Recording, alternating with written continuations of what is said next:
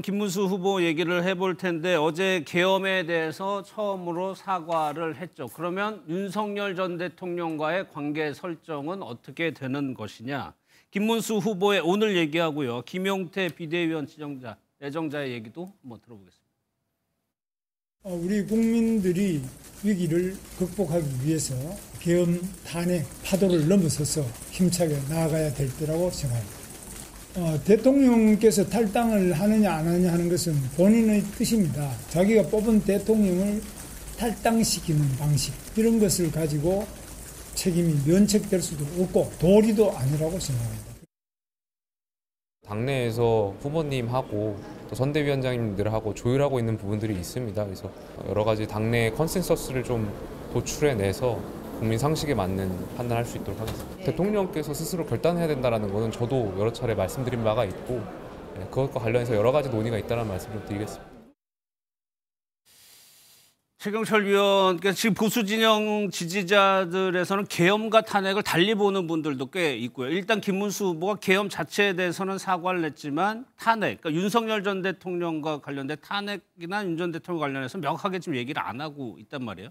결국에는 이거를 김문수 후보가 넘을 수 있느냐, 없느냐도 또 하나의 관전 포인트인데 어떻게 할 거라고 보세요? 처음에는 꽃꽃문수라는 말이 붙었을 때는 계엄이나 탄핵이나 윤 대통령 측 입장에 굉장히 두둔하는 그런 입장이었죠. 예. 김문수 후보가. 그런데 최근에는 약간씩 돌아서고 있죠. 그러니까 계엄과 탄핵의 강을 건너서 국민들께 우리가 잘못한 부분은 심판받고 우리가 미래에 잘할 부분은 우리가 선택받을 수 있는 말씀을 드리면 국민들께서 제대로 된 판단을 내릴 것이다. 이렇게 보는 것 같습니다.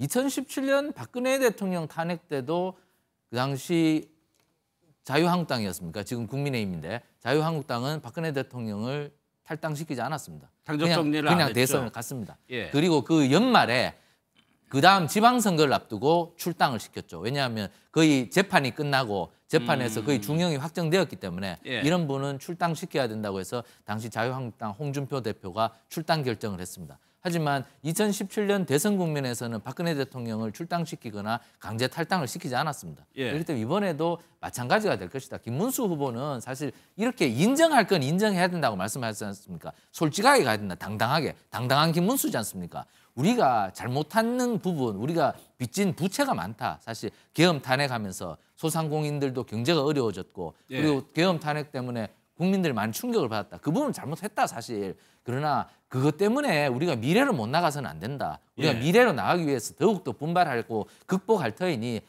우리가 부채도 많고 하지만 자산도 많다. 그러니까 둘 다 한번 생각해 보시고 둘 다 한번 살피셔서 우리가 미래 세력이거든 뽑아주시고 우리가 과거에 부채 때문에 아무도 한 걸음도 빠져나가지 못하는 그런 세력이거든. 그 뽑지 말아주시고 이렇게 부채도 보여주고 자산도 보여주는 이러한 전략이다. 우리 부채 없습니다. 우리 윤석열 대통령 모릅니다. 그런 사람 우리는 본 적 없습니다. 이런 전략은 사실 거짓말하는 거지 않습니까?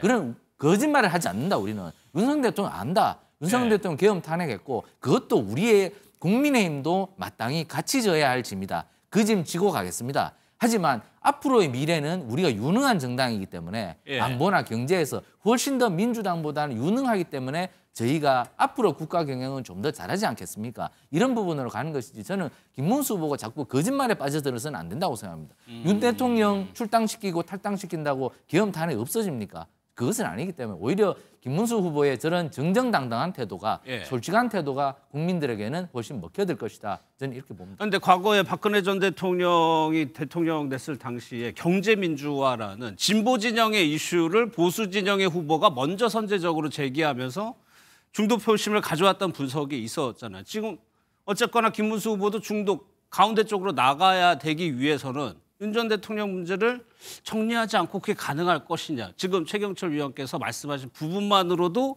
그게 가능할 것이냐. 그런 사과의 의미는 계속 말씀드릴 거라고 봅니다. 국민들에게. 그렇다면 국민들은 저 부분에 대해서는 충분히 반성하고 사과하고 저 문제에 대해서는 재발 방지를 위한 극복의 노력이 있구나. 이렇게 판단한다면 표를 줄 것이고 안 그렇다면 표를 안 줄 것이죠. 그렇지만 국민의힘이 지금 거짓말을 해서는 안 된다는 것이죠. 우리 윤 대통령 잘 모르는데요. 출당시키게 오늘 당장. 그렇지만 그 출당과 탈당으로 인해서 계엄과 탄핵을 했던 정당이 완전히 면죄부를 받을 수는 없다는 것이죠. 예. 그렇기 때문에 항상 국민들께는 모든 사실을 명명백백하게 고하고 예. 거기에 대해서 반성하고 사과한다면 그리고 미래를 위한 비전을 밝힌다면 되는 것이지 항상 뭐 출당이나 탈당이 저는 모든 뭐 지름길은 아니라고 생각합니다. 오히려 솔직한 태도가 국민들의 마음을 움직일 것이다. 이렇게 봅니다. 알겠습니다. 저희가 김문수 후보가 넘어야 할 산 한 3가지 정도로 요약을 했는데 앞서 이제 한동훈 전 대표나 한덕수 전 총리 포섭 여부 뭐 앞부분에 좀 짚어드렸고 이제 강성 이미지, 탄핵 반대 문제하고 이제 정광훈 목사하고 그러니까 강경 보수와의 그 관계를 어떻게 설정할 것이냐. 이것이 민주당에게는 공격의 빌미를 줄 수도 있는 부분이죠. 양쪽의 얘기를 다 들어보도록 하겠습니다. 이재명은 국민을 섬기는데 김문수는 전광훈과 윤석열을 섬깁니다. 전광훈이 키우고 윤석열이 지지한 김문수에게 우리 대한민국을 맡길 수는 없습니다. 대통령이라는 자리는 예. 국민을 통합해야 하는 자리입니다. 예. 광장 세력뿐만이 아니라 민주당을 지지하셨던 분들까지도 저희가 대통령이 되면 다 함께 모시고 말씀을 듣고 나눠가야 되는 거 아니겠습니까? 예. 마치 민주당은 계속해서 저희를 프레임을 몰아가는데 어허. 국민들을 통합하겠다라는 의지로 해석해 주시면 좋을 것 같습니다. 그러니까 이승훈 부위원장, 뭐 민주당 입장에서는 애초에 이 조기 대선이 펼쳐진 원인을 지속적으로 이제 얘기하고 있는 거거든요. 예전에 보수가 법은 잘 지켰잖아요. 예. 그리고 유능하다라고 했잖아요. 민주당 같이 진보는 민주주의를 가치를 중요시했고요. 근데 법은 지켜야 되지 않습니까? 대한민국 대통령이 되겠다는 사람이 대한민국 선서를 하려면 헌법과 법을 지킨다고 선서를 하는데 계엄에 대해서 잘못을 인정하지 않는다? 이런 분이 왜 대통령 후보가 되어 있죠? 저는 좀 이해가 안 돼요. 내란죄는 대한민국 형법에서 가장 큰 죄거든요. 예. 근데 그걸 어디 방에서 몰래 한 것도 아니고 전 국민이 보는 TV 앞에서 한 거잖아요. 그럼 당연히 잘못을 인정하고 사과하는 것이 대선 후보로서 당연한 것이 아닙니까? 당당한 게 아니라 사과하지 않는 모습이 황당하죠. 그런 측면에서 김문수 후보가 대통령이 될 수 없는 가장 큰 요인이다라고 말씀드리고 예. 윤석열 전 대통령을 향해서 탈당을 요구하는 것은 도리가 아니다라고 하는데 그럼 국민을 향해서 도리는 뭐죠? 당연히 사과하고 계엄의 잘못을 인정하고 해야 되는 거 아닐까요? 국민에 대한 도리는 없고 전직 대통령에 대한 도리만 있다라고 하는 것 자체가 이해할 수 없고 예. 저게 이제 국민의힘의 가장 큰 단점이고 국민의힘이 집권하기 어려운 부분인데요. 윤석열 전 대통령이 집권 한 3년 하면서 많은 국민의힘의 소수 의견들이 지금 저대로 가서는 안 된다. 자꾸 야당을 반국가단체로 몰아가고 정적 수사만 하면 안 된다라고 여러 번 얘기했고 심지어 한동훈 법무장관마저도 윤석열 전 대통령이 쓴소리를 했어요. 근데 윤석열 전 대통령이 아무 말도 듣지 않았잖아요. 그래서 결국 파면되고 탄핵되지 않았습니까? 근데 김문수 후보도 지금 계엄과 내란은 당연히 인정하고 사과하고 고개를 숙이고 절을 해야지. 그러면 김문수 후보가 유세 현장에서 절을 하는 이유는 뭘까요? 그냥 표만 달라는 건가요? 그래서 저는 예. 김문수 후보는 뭐 대통령 되는 거 여부를 떠나서 대선 후보의 자격 문제가 지금 저 문제에 달려 있기 때문에 예. 그냥 김용태 의원이 그냥 조용히 뒤에서 그냥 뭐 이럴 거예요, 저럴 거예요 이런 것보다는 본인이 이 부분에 대해서는 윤석열 전 대통령을 설득하든 어떻든 확실한 안을 내놓아야 되는 것이 대통령 후보로서의 자격이다라고 생각합니다. 예. 최 의원께서는 이 부분은 어떻게 생각하세요? 어제 김문수 후보가 뭐라고 얘기했냐면 의병 일으키듯이 광장에 나와서 나라 구하겠다는 그런 분들하고도 소통하고 손을 잡아야 된다라고 얘기를 했습니다.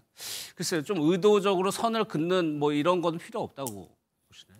뭐 대통령이 되겠다는 분은 모두의 대통령이기 때문에 뭐 그런 분들의 목소리도 듣겠다. 그런 예. 원론적인 차원이라고 생각합니다. 저는 대통령이 뭐 아무리 정당에 배출한 정치인이지만 정당에 속하지 않은 시민사회단체. 사실 뭐 이번에 더불어민주당은 다른 거의 제야 세력과도 모두 다 손을 잡았지 않습니까? 예. 그 일부 제야 세력에 대해서는 사실 보수 지지층에서 저분들은 조금 사상이 조금 이상한 거 아닌가 그런 생각도 가지는 분들하고도 손을 잡아요. 예. 그런 측면에서 민주주의는 다양성을 표방하기 때문에 국민의힘 김문수 후보도 그런 측면에서 원론적인 얘기를 한 것이다. 그리고 김문수 후보가 가장 최근에 좀 인상적인 것은 인사를 통해서 많은 변화를 드러내고 있습니다. 인사요? 인사는 예. 이너서클만 시키지는 않습니다. 지금 김용태 지금 비대위원장을 시킨 것만 해도 내 목소리만 발산하지는 않겠다는 거지 않습니까? 다른 목소리도 듣고 당내에서 나를 비판하고 나에 대해서 심지어 험담했던 사람들도 내가 포용하고 그들의 목소리를 들어서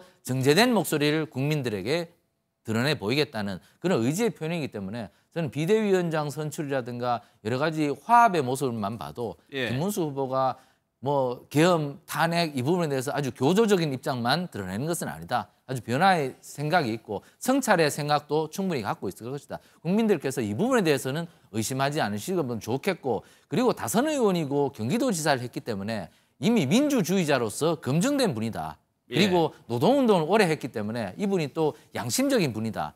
김문수 후보에 대한 여러 가지 검증은 충분히 됐다고 생각합니다. 알겠습니다. 그러면 마지막 이 부분 한번 변수 이 부분 짚어볼 텐데 보수 빅텐트 얘기입니다. 가장 중심이 이제 이준석 후보가 되겠죠. 여기에 대해서 김용태 비대위원장과 이준석 후보가 주고받은 게 있습니다. 한번 들어보도록 하겠습니다. 저희 당의 당대표 하실 때 이제 윤리위에서 징계를 받으시고 이제 축출되는 과정에서 저도 이제 그 당시 최고위원으로서 사퇴하지 않고 마지막까지 함께 싸웠습니다. 누구보다도 제가 갖고 있는 가치라든지 이러한 진정성을 이준석 후보께서 알아주실 거라고 생각을 하고요. 그 부분에 대해서 우리가 이야기할 수 있는 부분이 많을 거라고 생각이 듭니다. 최근에는 밥하고 술을 안 먹은 것 같긴 하지만은 뭐 그런 사이인 건 맞습니다. 전혀 가능성 없습니다. 전혀 가능성 없고요. 김용태 위원장 내정자가 이제 제 성격을 잘 알거든요. 저는 아닌 건 아니라고 딱 끊어서 얘기하는 스타일이기 때문에 그 잘 알면서 그냥 계속 어떤 분위기를 풍기려고 할 것이지 저한테 실제로 뭐 그런 걸 하자고 연락도 못 할 겁니다. 제 성격 알기 때문에. 지금 예를 들면 김용태 비대위원장 계속적으로 가능성을 내비치고 있지만 이준석 후보는 전혀 없다. 연락도 못 할 것이다. 끊어버리고 있거든요. 김용태 위원장의 역할 그 가능성이 있다고 보세요? 김용태 비대위원장은 이준석 후보에게 어떤 보상을 줄 수 있을까 이것을 생각을 해야 되겠죠. 역대 후보 단일화는 모두 보상 체계가 있었습니다. 그러니까 이게 대등한 후보 단일화가 아니지 않습니까? 일단 큰 집은 김문수 후보, 작은 집은 이준석 후보이기 때문에 이준석 후보가 흡수되는 형식으로 후보 단일화가 되는 거지 않습니까? 그렇다면 흡수되는데 이준석 후보가 그렇다면 어떤 보상을 받아갈 것인가? 그것을 머리 좋은 이준석 후보가 생각을 하겠죠. 첫 번째는 김문수 후보의 지지율이 지금보다 훨씬 많이 올라가야 됩니다. 그래야만 이준석 후보의 지지율이 보태준다면 이준석 후보의 지지율이 가치가 있는 것이죠. 그렇겠죠. 거의 당선에 육박하는 지지율로 올라가줘야 이준석 후보의 몸값이 올라가는 겁니다. 그렇기 때문에 그때 이준석 후보가 빅텐트에 몸을 싣겠죠. 또 한 가지는 이준석 후보가 만약에 단일화를 해준다면 김문수 후보가 향후 패하더라도 어떤 보상 체계가 가동될 것인가. 그러면 작은 집에서 큰 집으로 합쳤는데 그럼 이준석 후보 다음에 당권 같은 거 질 수 있는가? 이러한 보상 체계가 가동될 수 있는지를 보여줘야 되겠죠. 그러니까 이런 보상 체계가 확실해야 된다. 과거에 2007년도에 정동영 후보와 문국현 후보가 후보 단일화를 하려고 그랬습니다. 이명박 후보에 대항해서. 그런데 후보 단일화가 되지 않았어요. 왜냐하면 문국현 후보에게 정동영 후보가 줄 보상 체계가 없었습니다. 왜냐하면 문국현 후보는 정동영 후보가 너무 지지율이 낮아서 이분은 대통령 당선 가능성이 없다고 봤기 때문에 아예 후보 단일화에 응하지 않았습니다. 그렇기 때문에 보상 체계가 굉장히 중요하다. 그렇기 때문에 이준석 대표에게 뭘 줄 수 있는지 카드를 마련해야 될 겁니다. 알겠습니다. 내일 김용태 비대위원장이 저희 프로에 나오기 때문에 이 부분 제가 한번 여쭤보겠습니다. 앞으로 어떻게 이준석 후보와의 접점을 찾아갈지 내일 직접 얘기를 들어보도록 하고요.